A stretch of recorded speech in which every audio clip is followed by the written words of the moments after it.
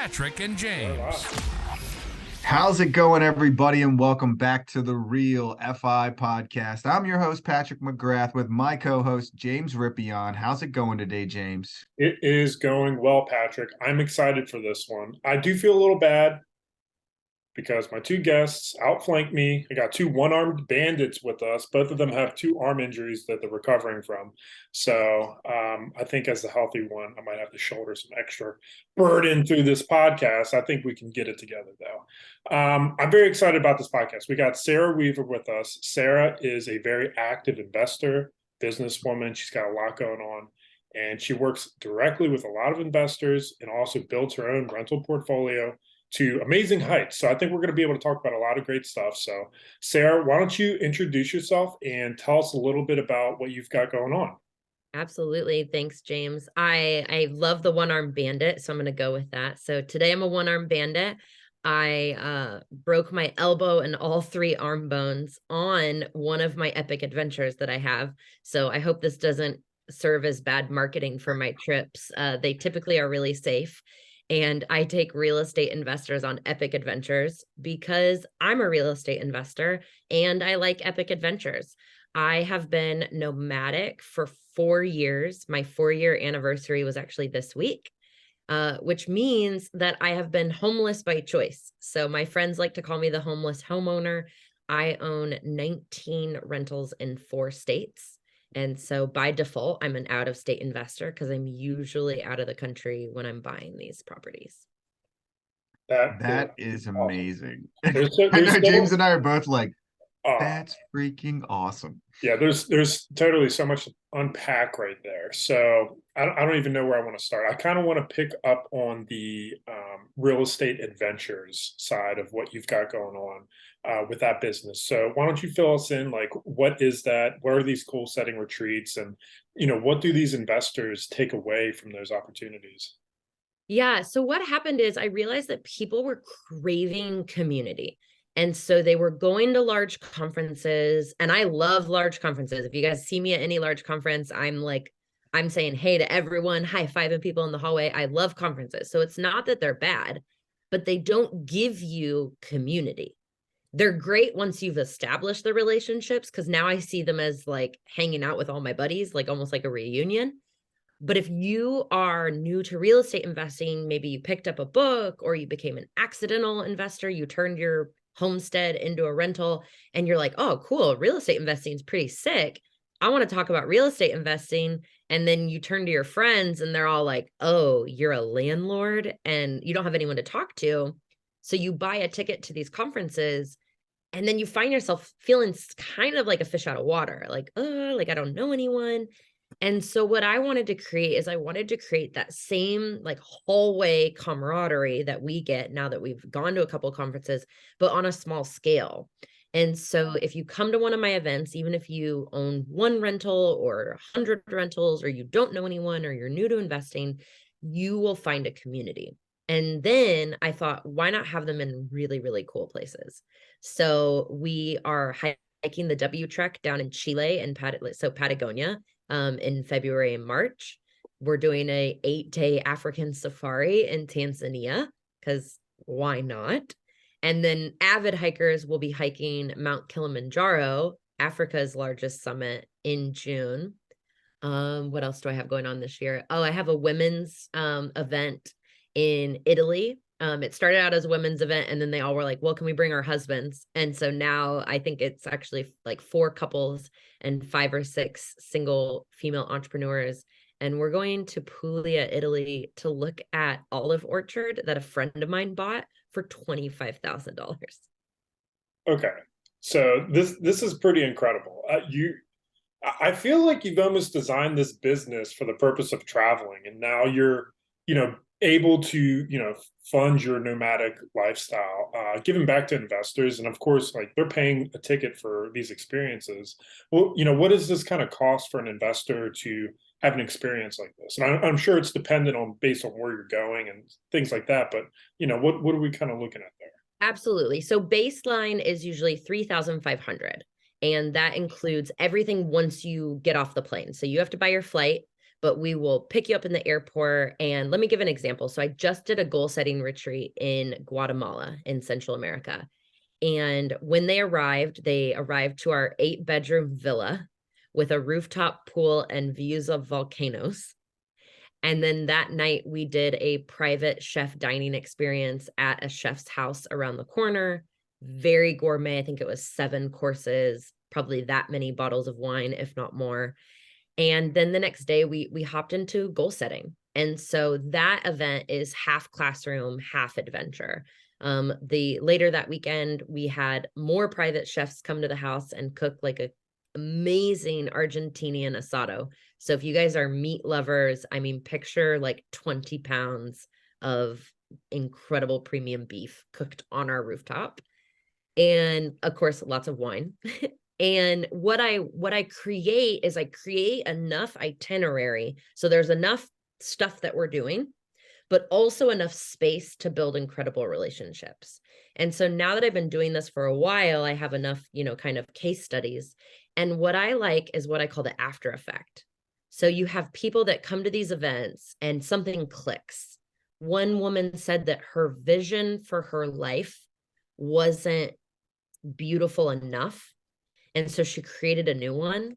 And then we gave her the courage to go home and tell her husband about it, because that was scary. And then someone else had kind of got the idea that she wasn't happy at work. And we gave her the confidence to tell her boss. And now she gets Fridays off paid.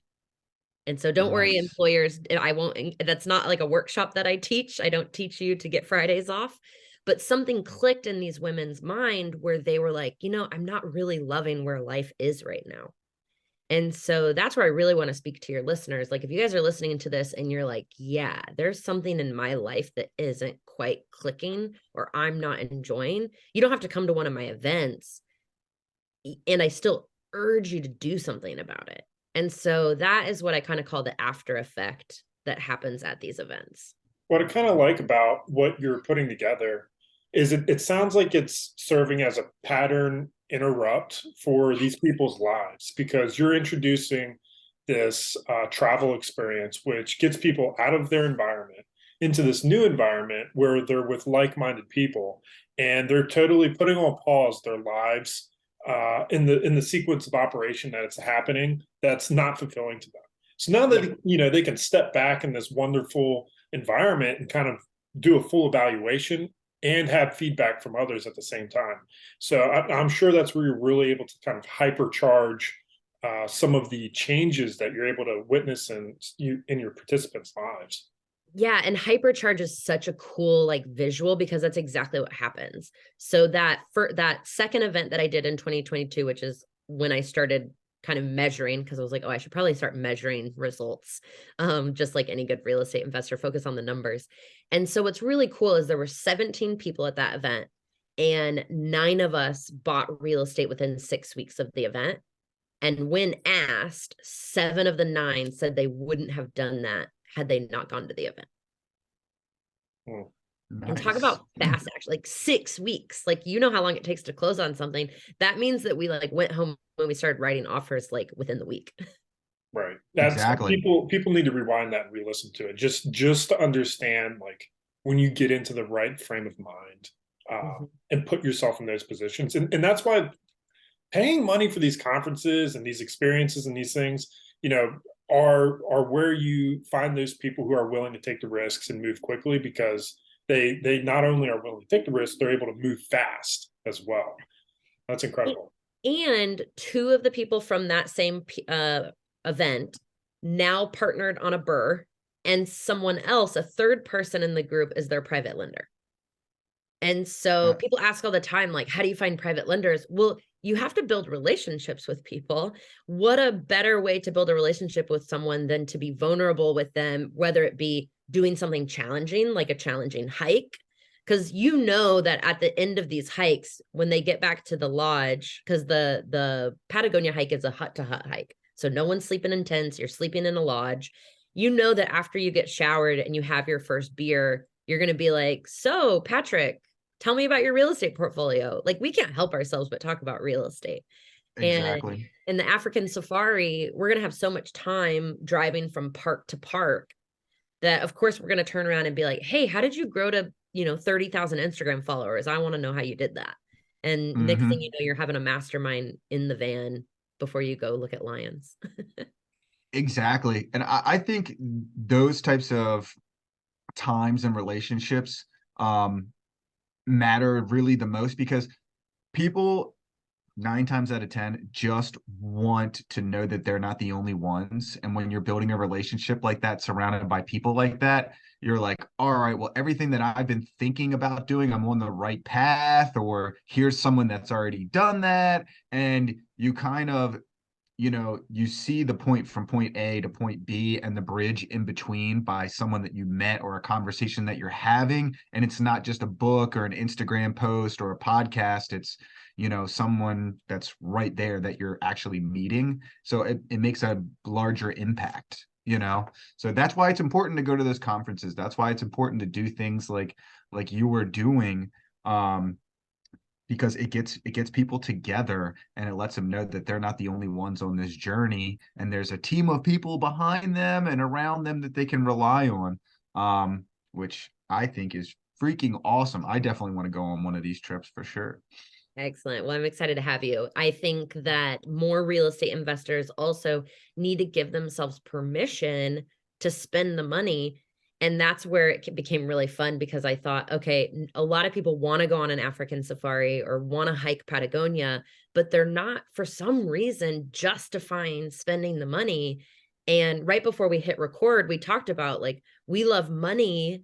And it's like, no, we love what money gives us, and it's the freedom and the time. But then I see a lot of real estate investors like hoarding money. And it's like, you guys, you never know. Like you could fall and break your elbow or lose your job. There's so many things that could happen tomorrow that could keep you from being able to go on a, African safari. So say yes to adventure and then have your CPA write it off as a business expense. There you go. So Exactly.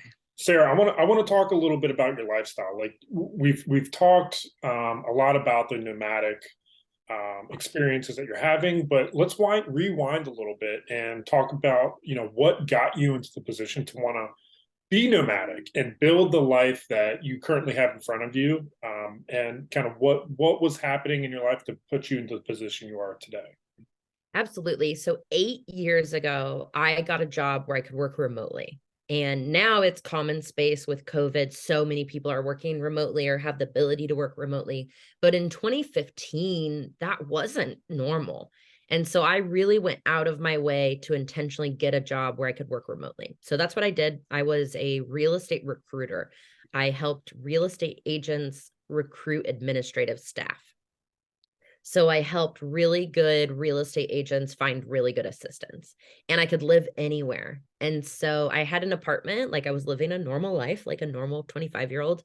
And then I put everything in storage and I went to South America for 3 months to like test if this would work.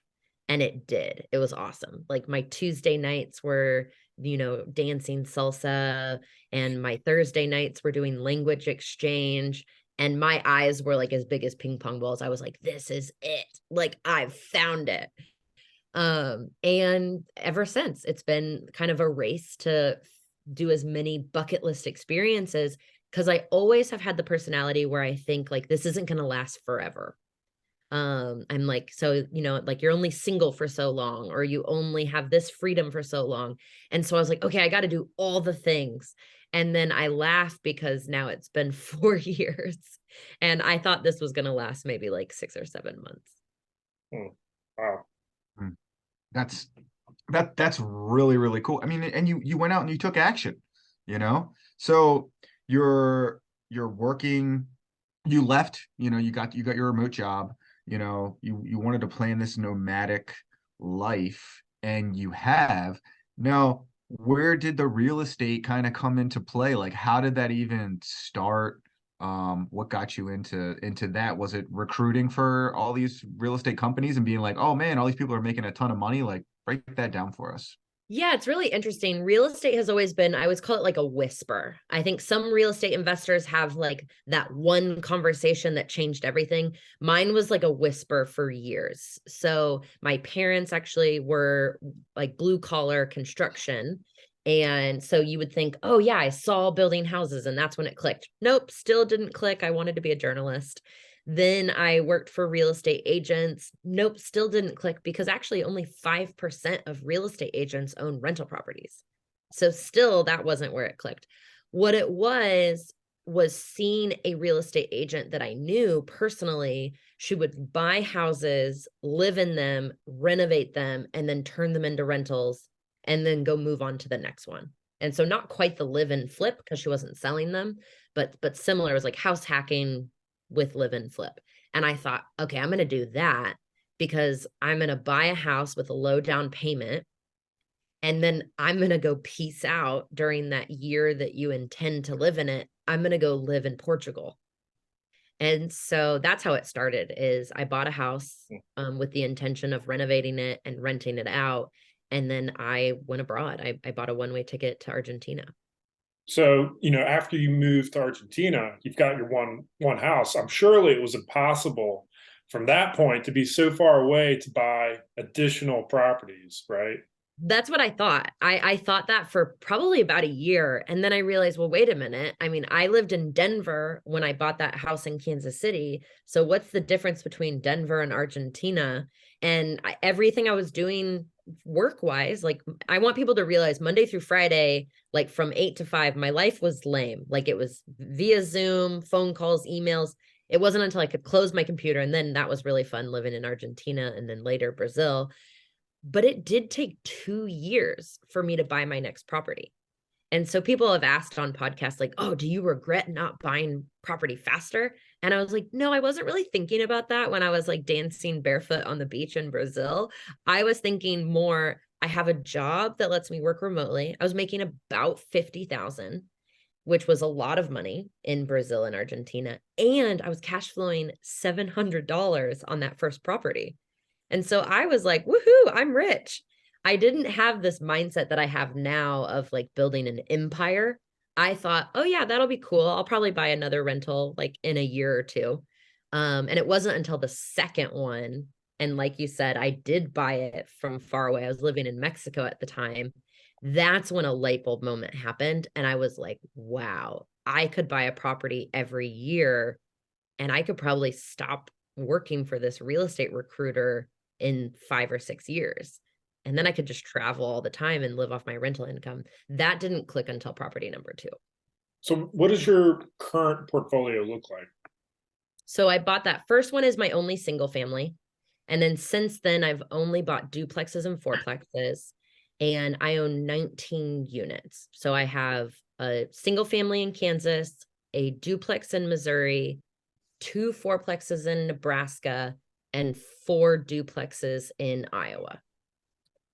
And how are you managing these properties? Are they all just, 1-year leases, traditional, or are you doing any kind of unique, shorter term? Yeah, I decided to furnish my unit and people were like, yeah, Sarah, that's called like living. Like that's not furnishing. That's like called you live there with furniture. So I turned my unit into a furnished rental and something really cool happened. A traveling nurse booked it right away. So in my mind, I was like, oh, I'm going to live there and go just stay at my grandparents on the weekends when it gets booked on Airbnb. But one of my very first tenants was a medium-term tenant. They booked it for, I think, like 80 days. And that's when another light bulb moment happened. And I turned all 7 of my 2 fourplexes. So 1 unit is still long-term, but otherwise 7 of those are now what I call medium-term rentals. And so they are all booked by traveling nurses. They typically stay 13 weeks or 90 days. And so it's kind of a play on short-term rentals. Like I have them listed on Airbnb. You can go to Airbnb and see them, but you can't book them for less than 30 days. So what made That's you really go that route? Like what's the strategy? Yeah, I had a few of those units running as Airbnbs, like typical 2-3 night stays. And I didn't like the constant turnover. At the time, I was self-managing by myself, all 19 units. And I didn't like the having to wake up and be like, okay, I have a turnover today, so I need to be available. They need to know, obviously everything's automated. The cleaner gets a message, but you got to make sure the cleaning happened. You have to, if they have a question or for some reason they don't know how to open the door, even though step-by-step instructions are all there. I just didn't like the stop start in my life because I was abroad. Like I was in Guatemala in the jungle, and then I came out of the jungle and I had a text message that something had gone wrong. And I'm like, dang it, this is not the life that I designed. And so there were two things that I did. The first thing I did is I hired an employee. So I now have an in-house employee. So I still self-manage. However, my employee is kind of the gatekeeper or the bouncer between my properties and me. That was the first thing I did. And then the second thing I did is I turned all of my Airbnbs into medium-term rentals. So what's I actually I love the strategy. I'm just kind of interested in what would be the difference monetarily, you know, from renting it Airbnb short term, a couple of days at a time versus, you know, that medium midterm. Are you seeing a significant drop in revenue or actually an increase? Yeah, great question. In the summer, absolutely. You can make more as a short-term rental. So as a short-term rental for a one bedroom in Omaha, I was having income of about 2,200. As a medium term, it's about $400 less. I'm at about 1850, maybe even 1875. And so I didn't like that. So sometimes I do play around still, you guys, and I'll turn one of my units into an Airbnb in the summer because it's fun to see if I'm competitive. I don't know if you guys are, but I'm like, oh, let's see if we can beat that revenue. But what happened is come September, then those short-term stays drop off and you start to go below what you can get medium term. So in the fall, I dropped almost, I think, to 1,100 short-term rental revenue. And I thought, nope, never again. I'm medium term all the way. And even now, January, I might not be getting 1875, but I'm getting 1,600 or 1,700. So significantly better than what I do if I have it as short-term stays. And then for better comparison, that one long-term tenant that I have, she pays $850. So basically double, and you have that medium term uh, all year round, and that's Exactly. over, you know, your 7 units. So it's basically like you bought another, you know, eight properties, you know, another 8 rental units. So that's fantastic. So over the course of your 19 units, some of them being midterm, some of them being long term, what would you say that your cash flow you're bringing in, you know, while you're outside of the country in your nomadic lifestyle, you know, what are you bringing in on all this? Yeah, always, of course, depending on repairs and what we have going on. Last year, 2022, I saw anywhere between 10 and 14,000 a month. So 10 let's and just call it 10. 14. Yeah, I mean that's amazing. I mean that's majority of people out there's goal is to hit, you know, that 10,000 passive quote unquote, you know, income a month. And here you are doing it in a completely different country, you know, countries far, far away. Your portfolio is spread over multiple states with different strategies, and you're making it happen. So for everyone listening out there, you know, that always has an excuse on why you can't do it. I mean, you literally have like every excuse in the book that could be a legitimate excuse, yet you're out here crushing it. So that's fantastic. Thank you. It's really, really fantastic. So what advice would you give someone who's looking to buy a property out of state? I mean, you've done it out of the country, so you've got to be somewhat of an expert on that. What advice would you give? Absolutely. So the first thing is you have to figure out where you're going. So start with the end in mind. And so, for example, so I have a mentorship program and I offer one-on-one coaching. And one of my favorite examples is I had this guy come on, let's just call him Scott. And he was like, okay, I'm like a busy professional. And I asked like if people are willing to say, I want to know how much are you making? He's like, I'm making 130 and I want to spend more time with my wife and kids. So here's what I'm thinking. I'm thinking I'm going to buy 5 Airbnbs and I'm going to self-manage. And he's just like going on and on. And I'm just like, that doesn't align with anything that you just said. Like, yes, if he had said that he makes 130 and he was miserable, like he hates his job and he needs to get out fast or his wife's going to leave him, then yes, maybe he would replace his job with the job of self-managing Airbnbs. But he's telling me that he actually likes his job and he wants to, and he likes his wife and his kids, and he wants to spend more time with them. Well, then no, don't self-manage your Airbnbs. And so I like for everyone to figure out where are they going and be as realistic, but also dream really, really big. Like I did. I've more or less dreamed up this life that I have. I wanted to travel whenever I want, and I wanted friends to travel with. And now that I'm friends with real estate investors, like 10 people flew to Guatemala to celebrate my birthday. The sad part of the story is that I left because I had to go have emergency surgery. But they had a great time at my birthday party.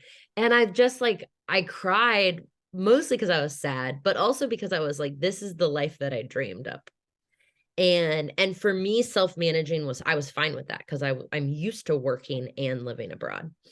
But for you, it might be, okay, I just want to like I want to have like sit it and forget it properties. Well, then long term all the way.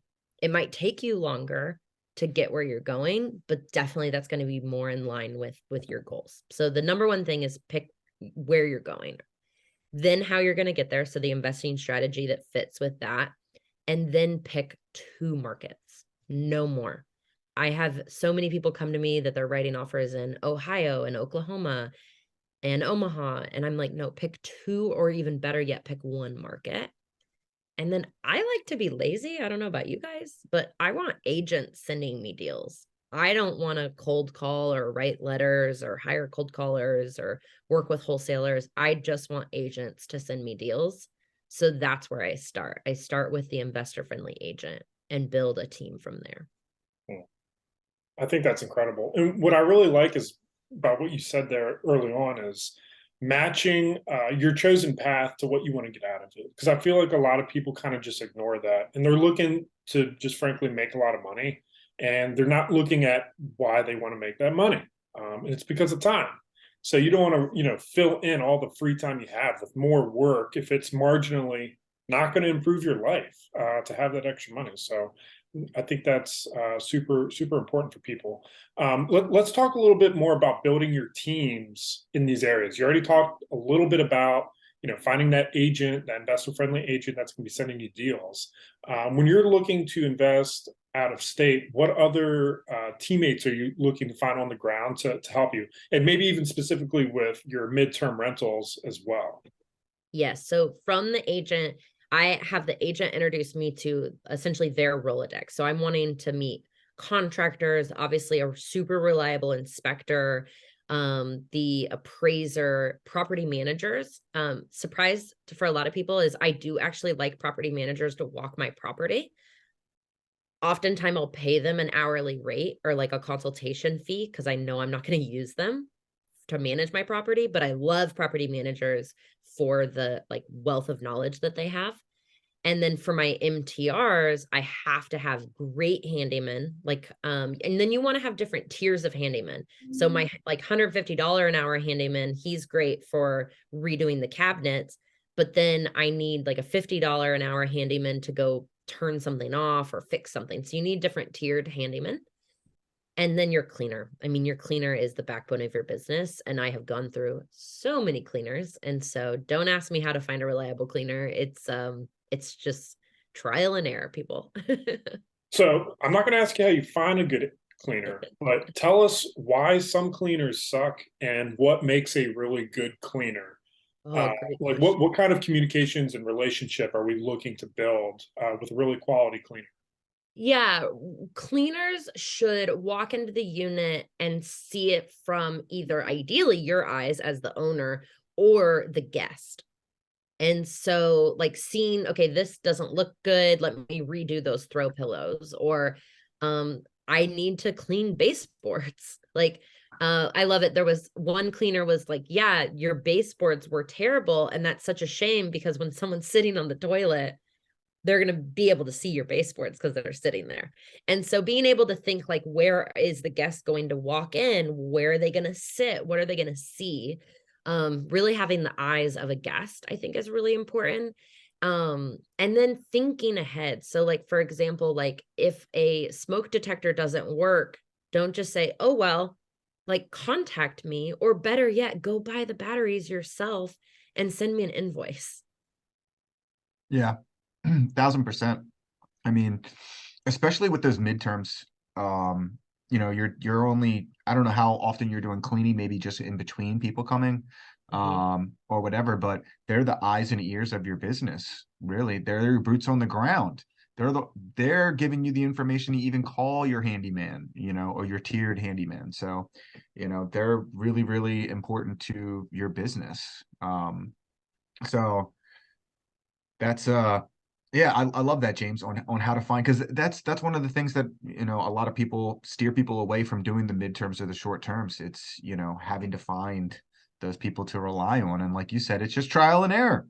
Mhm. Just like with anything else, you just find a new person when something else happens, and let's try somebody else out. I mean, that's all you can really do, right? And that brings up like an off-topic point, which is out of state investing is for someone that it does exactly what you just did. You're like, oh, okay, I just figure it out. And so almost right away, when I talk to a real estate investor, I will know if they're like cut out for this or not. Like if they're panicking about all the little things, I like honestly want to reach my hand through Zoom and like put my hand on their shoulder and be like, I don't think your mental health is like fit for real estate investing.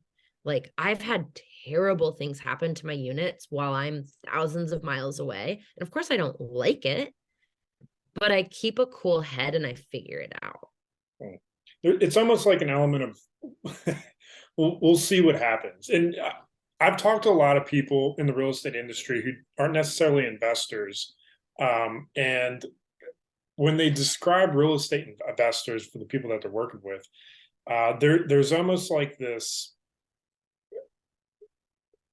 ability for a good investor to just do it. They don't overthink it. They don't have the analysis paralysis situation going on, and they're ready to just take action. And Patrick and I talk about that a million times a day. Decide, commit, take action. The steps are really simple. There's no over analyze on this hat. There's no beat this deal to death with an analyzer, run the numbers a million times. It's honestly not that complicated. And when you're stuck dealing with all the unknowns in your head before they happen, it's actually like a fear-based reaction. You're really just scared. Yes. And I'm sure there's a lot of things people can do to kind of overcome that. One of them might just be, out of state investing might not be your first deal opportunity. Maybe you should do something closer to home where you can be a little bit anal about the whole opportunity and deal and keep your finger on it the whole time. Yep. I think one of the biggest reasons that people have the analysis paralysis, are afraid of what's going to happen, is typically because they don't have enough in reserves. And if something were to happen, like it could be the end all be all. There's a lot of different factors into play, but like you said, you got to be willing to roll with the punches. Like, okay, there's a problem. What can I do? I have to solve it. That's the only option I have, is to solve it. So if you look at it as, a lot of people say successful real estate investors are problem solvers. Well, guess what? Problems are opportunities. I would, just like Grant Cardone would say all the time, I love problems because problems give me an opportunity to look at my property, to make my property better, to have a better relationship with my cleaner, a better relationship with my handyman, a better relationship with my tenant. It gives me a reason to ask, hey, is there anything else going on? I have a plumber going on, I'm sending a plumber over for this issue. Have you noticed anything else while they're there? Like, it gives you an opportunity to take care of some of these other things you might not have known about, thought about, or considered. So, you got to look at every problem as an opportunity to get better. Now, like, hey, those baseboards need to be cleaned every time because when someone's sitting on the toilet, they're going to see them, and that makes it think dirty. Now you're thinking about that with every single one of your rentals. Like, hey, make sure the baseboards in the bathroom are clean. Like, you use it as a chance to just get better at your business. And that's how it happens. It's by making mistakes. It's by dealing with stuff like that. I mean, Danielle and I, we got done a massage on Valentine's Day in the Dominican, and we got a call that a pipe had burst in our commercial space in a salon and water was just coming down. Like, it's Valentine's Day, you're relaxed, you just got a full body massage, you're in a completely different country, and then all of a sudden it's like the sky is falling. Well, I mean, all I could do was pick up the phone, call the plumber, and ask him to get over there. And then 3 hours later, he calls me back, sends me pictures with it all finished. Awesome. Like, that's all you can do. Yeah. And I've had that phone call twice now and like, what I love is you had Danielle and I was alone. And so I immediately texted, I call them my board of directors. They're 4 girls. We're all real estate investors with about the same size portfolio. And they were like, Uber back to your Airbnb because I was out like doing something. And they're like, take care of it. And I love that I called or texted them, because if I had called or texted someone else, it would have been, oh my God, I'm so sorry this is happening to you. That's so terrible. And it's like, no, just go figure it out. And so that's exactly what I did. I got a $2 Uber back to my Airbnb, opened up my computer, called my handyman and my plumber, and had it solved before dinner time. Exactly. Incredible. Exactly. I love it. So let's talk about where you're headed with this business. Like, give us that next, 12 to 24 months encompassing what your, ideal amount of units is, cash flow, building up, your travel business. Like, break that down for us. Absolutely. So there's 2 other businesses that I haven't mentioned, so I'll give them an honorable mention. A lot of people started asking me, Sarah, how are you furnishing from afar? And so I started Aria Design Services. And in 2022, we furnished 37 units in 11 different states. And so Aria is out to probably double that this year. And so if you are listening and you need help furnishing, you're like convinced about the out of state investing, maybe convinced about medium term rentals, but then you're like, how do I furnish it? Well, hire us and we'll furnish it for you. And so really excited about that company because of what, again, kind of the after effect. One of my clients bought 2 Airbnbs and was able to retire his wife. And so being a part of that journey and helping her learn how to manage, and that was just really, really exciting and a great reminder that we're doing way more than just furnishing. Well, let's talk about that business a little, because I've never heard of somebody actually outsourcing that kind of work for people. And it was probably one of the most obvious businesses to start in hindsight, given the Airbnb boom and craze that we saw. And honestly, I'm sure there's a lot of people actually doing it. You're the first person I've heard of that's doing it. Everyone else seems to want to take it on their own. What do the numbers look like for that service? Like, what do you charge? Is it a square footage thing? Is it a per room? Like, how does the numbers and what you charge for your services work? Absolutely. So the first thing I always tell people is if you want an interior designer, then go hire an interior designer, because we are investors before we're designers. And we're really good at designing. Like, your unit will look great and we're going to save you money. And so if I can use a coupon for your mattress, like, you better believe that I'm going to be using a coupon for your mattress. And so you pay for the furniture. So together we come up with the budget, or maybe you already know your budget, but you'll pay for the furniture.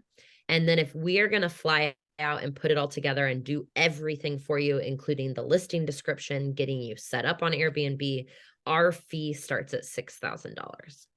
And so you'll handle your furniture, and then our fee is $6,000 on top of it. However, a lot of our clients choose kind of this medium tiered service, which is we curate the design, but then you or someone that you hire does the install, meaning we don't fly out and put it together. And that fee starts at $2,000. And that's what most people choose. And so we're designing your unit, we're ordering everything to the unit. And anyone that's done a unit before, you guys know that you're like, oh my gosh, did I order spoons or did I forget? And then you get there and you realize you ordered everything but bath towels. No more of that. Like, we have a spreadsheet, we track everything, we make sure everything gets there, and we're trying to save you money along the way. So that's the other thing that we do, is we save you a ton of time from every design decision to just the monotony of like click order, tracking everything. But also, we're going to save you the headache of realizing, oh, I didn't know that I should have, blackout curtains in the bedroom, but then different curtains in the living room. You guys, we've done this up to 50 times now. Like, let us do it for you. That is well worth it. I can tell you right now, we did one in one of our apartment buildings, and we partnered with a friend. They're in Florida, we're here in Maryland. We're each ordering stuff, then putting everything together. Then you get there and you're like you said, oh crap, what about this and that and this? And yeah, it was a giant headache. And to have you also like do the listing, description and all of that too, as an option, I think is really cool. And you're designing it, so you're putting like a flair into it. When if you're not into Airbnbs, you're like, what do I think is going to work? When you, for that, $2,000, you're putting what works in other markets, other areas all around the country. I Yeah, if I knew that, I would definitely have spent the money to do that. Well, the $2,000 would be worth me paying to not have my taste influence any house, because it would be instantly that much damage that I would do. So I can see how that would be a super useful service. Well worth the money. Thank you. Yeah, it's really fun. Like, I love getting to know my clients, and they get excited, and then they text me like that they got their first booking, and it's really fun to have someone like who knows what they're doing, not only cheering you on, but making sure that you don't make mistakes. Because even like putting in a listing on Airbnb, there's like 1,000 buttons that you have to click. There's so many ways that you can mess up. And so let us just do it for you. So true. So true. Yeah, I already know ours has been up for probably like 2.5 months right now. And I already know we made a ton of mistakes, and we're just, kind of figuring them out along the way. But I know 1,000%, when the next one comes, I have a laundry list of people I will be utilizing their services on. And I know for sure yours is one of them. Now, what's this other business you got? I mean, every single one is like blowing my mind. So how out of the country do you happen to have 4 different businesses? Please tell us what this last one is. Yeah, so the last thing I do and it's my favorite. It's my coaching program. So I have what's called the mentorship program, and it's a year-long, pretty immersive program. Because what I used to do is I used to have a 12-week course, and it was live. I called them a cohort. We'd hang out for 12 weeks, and you can get a lot done in 12 weeks. But then even if you buy a property, guess what? You have then questions about taxes and bookkeeping. And I found that people were telling me that they didn't want the program to end. And I was just taking it as like a pat on the back, like, oh, I'm such a good coach. Like, this is awesome. And other coaches were like, no, you big dummy, like, do a year-long program. They're telling you that they want to keep hanging out with you and keep learning from you. So I pivoted to the mentorship a few months ago now, and it's just so nice. Like, John just went under contract yesterday, and it's just really, really exciting to help other investors do what I've done and not do it alone. And so I really, really enjoy that piece of what I do, and I get to do it from anywhere. And so I love it. They always ask where I am, and those Zoom calls have now become something that I really look forward to. Wow. All I have to say is wow. That is really amazing. The fact that you have coaching mentoring program, that you have a design business, that you have, you know, uh, just you're doing these extravagant, goal setting experiences while also having your backbone that started it all, which is your rental properties. So That's really fantastic. I wanted to get in real quick and ask you, what is motivating you to do all of this? Like, what, why? What's the drive behind everything? Yeah. Well, the great thing is that everything is still really fun. And so, like, that part is awesome. And then I love people. Like, some coaches love the money. And don't get me wrong, the money's great. But you guys would notice that I genuinely love people. Like, when I'm sitting talking to you, I'm really listening. And that's why I love traveling. I love traveling because I like meeting people from around the world and, getting invited to have coffee with someone with a totally different life experience. And so it all comes down to like my love of people is why I do the coaching and the helping and all of these things. And then I'm having so much fun. And I told myself, I was like, when it stops being fun, then I'll hire someone to be my bouncer. So like property management is no longer fun. So I hired someone. Analyzing deals isn't like my favorite thing to do. So now I hire someone and they analyze deals for me. And so when it became not fun, I hire someone, but everything else still is just so fun. And that's what's motivating me. It's easy to keep the ball rolling when you're enjoying every day your business and you're building something new. So, I empathize with that. That's super, super awesome. I'm sure you're having a lot of fun doing it. Tell us a little bit about the obstacles you're facing with building your business out. Like, what are some of the things in the short to medium term that are things that you think you're going to have to overcome to take it to the next level? Yeah, we really I had a hard time with hiring that person to do my property management. And so if anyone's here listening and they have a small portfolio, it costs money. I mean, that person costs money. And so realizing that I didn't like it was like a huge stepping stone. And then realizing that I could justify spending the money. And I love when people say like I couldn't spend the money. No, it's that you can't justify it. And so I had to justify it because I wasn't enjoying my life. I'd be doing something really cool and then a disruption would happen. And so I had to hire that person. And then you have to hire someone who is meticulous, but also flexible. Because when they get that text message, like it can't send them into like a crazy panic. So finding that person was really hard. And then they're just never going to do it the way that you would do it. And they're sometimes going to spend money when you're like, oh, I wouldn't have approved that purchase. And I'm not taking that back. Like I'm not, because that's what a lot of bosses do is when their employee does something they don't like, they take it back. And it's like, no, that's not going to help the problem. Like I'm not taking back that responsibility. That needs to continue to be on that employee's plate. But it's been really hard. It's been really hard. That's exactly where I'm at. 1,000% to where I can't justify. I don't have $3,000 to $4,000 a month worth of problems. Mhm. Um, that where I can justify taking that off my plate. It's like I just don't have that. But when something does come up, I'm like, man, I really don't want to deal with this on a Saturday at 5 o'clock. Like Yep. when you get the text message or the phone call, you're like, oh, I'd love to just hand this off to someone.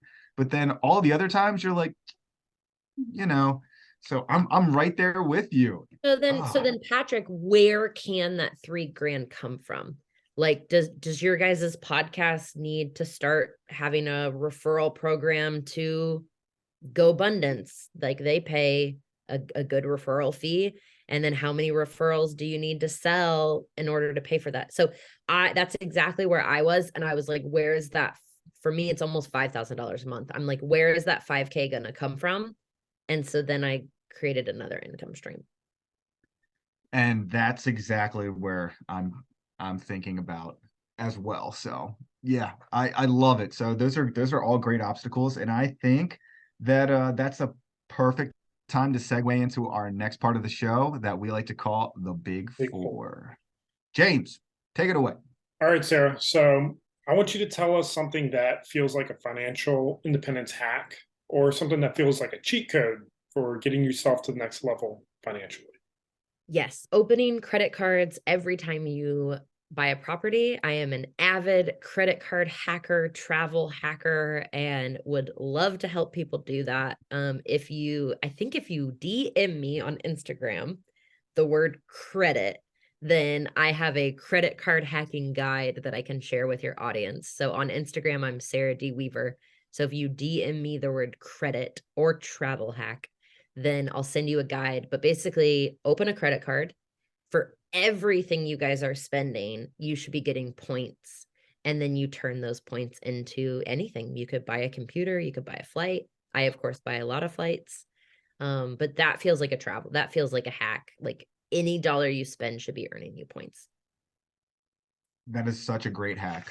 Yes, I do that as well. I have almost 1 million Chase points. So yeah, we're looking for that next big trip, and it might be with you on one of these Yeah, I amazing think you gotta come to adventures. Tanzania. Yeah, so I'm definitely going to be looking into that. All right, we call this next one resources. So, top of your mind, is there any particular book, podcast, and person that our listeners need to check out, they might not have heard of, that has affected you positively on your financial independence journey? Yes. Immediately I think of Chad Carson. He is the first person that I know to start talking about the small but mighty portfolio. So instead of some people puffing up their chests and saying, I own 1,200 units, he was the first person I heard say, nah, let's own like 12 or 20 and have it be a really, really powerful portfolio. And now that Patrick and I have talked about how frustrating the property management piece is, I really like the idea of small portfolio. And so definitely Chad Carson talking about the small but mighty portfolio was a really good mindset shift for me. That's fantastic. I'm definitely going to check that one out. Any podcast you're listening to, not financial independence, motivation related or anything that's in your library that people should check out? Yeah, I have been listening to a lot of Ed Milet lately.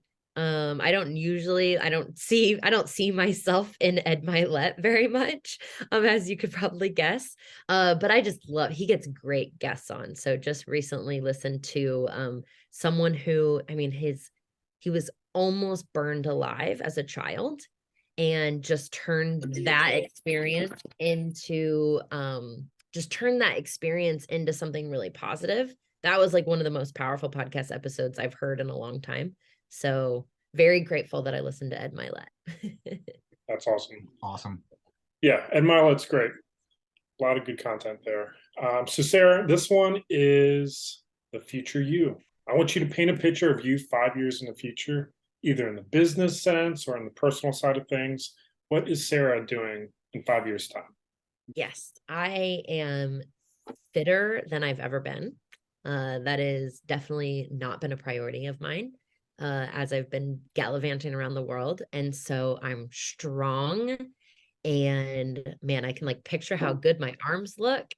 And I am in an incredible marriage. Not just a good marriage, but a great marriage. Something that you have to work really hard at. I don't know if you guys are married, but I've heard it sounds really hard. And so I want to be with someone that's like willing to put in the work, and just a house that is full of laughter, where some days it has, 50 people gatherings and we have kick-ass dinner parties. And then other days it's us eating takeout and giggling, and just a life full of a lot of laughter. I absolutely love that answer. So, yep. Our house has somewhat of that as well. And yeah, I've been married for 7 going on 8 years now. Yeah, and it is a lot of work, but very rewarding. So the fact that you're doing it all on your own when you have a partner, like, you can bounce ideas off of. So that's freaking awesome. So for everyone out there that has been listening up to this point, that needs to get in contact with you, you already gave out your Instagram, but what's a website? What's an email? What's your best place for them to reach out, tell you that they listen to this, and just connect with you? Absolutely. And I love that you said that, because I love it when people reach out. So if you are listening to this and you like anything that I said, or you didn't like anything I said, please reach out. It's super fun to hear from you guys. Best place is sarahdweaver.com or my Instagram, Sarah D. Weaver. Excellent. Well, go give her a follow. And then after you do that, you guys know the drill. If you like this podcast, if you hated this podcast, we don't really care. Leave us a review. Do something. That's all James and I do. We work for your guys' reviews, DMs, instant messages. Tell us that you're listening. Give us a recommendation for our next guest. Do something. And we'll catch you next time. Peace. See you guys.